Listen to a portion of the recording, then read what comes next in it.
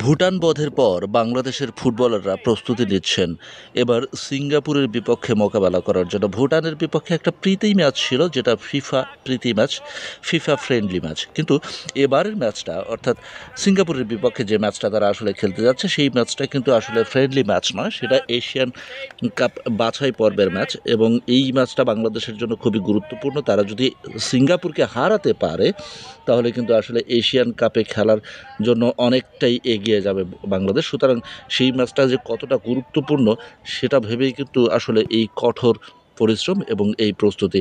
এবং আশার কথা হচ্ছে যে বাংলাদেশের যে চারজন বাংলাদেশি বংশোদ্ভূত বিদেশি খেলোয়াড় রয়েছেন, তারা কিন্তু আসলে চারজনই খেলবেন।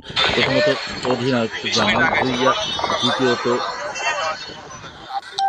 জামাল ভুঁইয়া, তিনিই প্রথম বাংলাদেশি বংশোদ্ভূত বিদেশি ফুটবলার। তিনি আসলে বাংলাদেশে আসেন এবং তার পরবর্তীতে কিন্তু বাংলাদেশকে নেতৃত্ব দেওয়া শুরু করেন।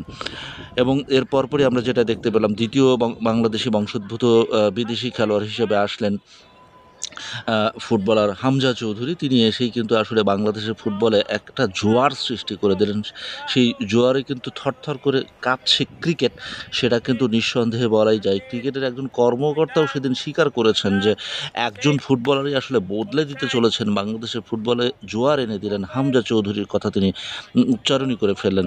এবং সেই হামজা চৌধুরীর সাথে সমিত সোম, তিনি ভুটানের বিপক্ষে ম্যাচটা আসলে খেলতে পারেননি, কেননা ভুটানের বিপক্ষে যেদিন ম্যাচ তিনি সেদিনই বাংলাদেশে এসে পৌঁছান এবং গ্যালারিতে বসে ক্রীড়া উপদেষ্টার সাথে খেলা উপভোগ করেন ভুটানের বিপক্ষে ম্যাচটা। এরপর পরে আরও একজন বিদেশি খেলোয়াড় রয়েছেন, তিনি হচ্ছেন ফাহমিদুলের কথা বলছিলাম।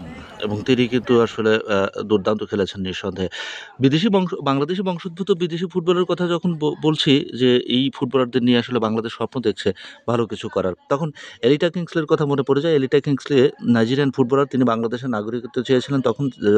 যখন তিনি চেয়েছিলেন তখন কিন্তু ফর্মের তুঙ্গে, কিন্তু যখন তাকে নাগরিকত্বটা দেওয়া হলো তখন কিন্তু আসলে বাংলাদেশের ফুটবলে আর তার দেওয়ার মতো কিছুই ছিল না। সেটা কাজী সালাউদ্দিনের একটা বড় ধরনের ব্যর্থতাই ছিল পুরো ফুটবল নিয়েই।